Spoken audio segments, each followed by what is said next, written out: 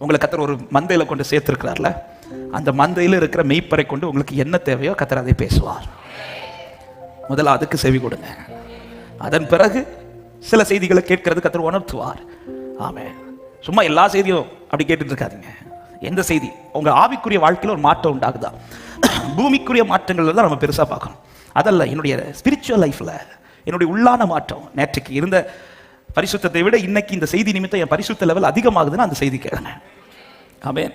ஏன்னா பரிசுத்தமாக தான் நம்ம அவரை பார்க்க முடியும்.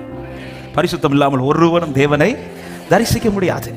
அவன் முச்செடி கிட்ட வந்தவன் இன்னும் நிக்க ரீசன் என்னன்னா, அந்த முச்செடி கிட்ட நிக்க நிக்க நிக்க அவனுக்குள்ள ஒரு மாற்றம் உண்டாகுது.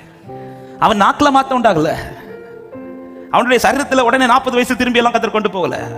சரீரம் அதே பலவீன சரீரம் தான், அதே வாய் தான், ஆனா உள்ள மாறுது, எல்லாமே மாறுது. அவன் கொஞ்ச காலத்தில் அவனை குறித்த சாட்சி என்ன தெரியும், அவன் சாந்த குணம் உள்ளான்ட்டார்.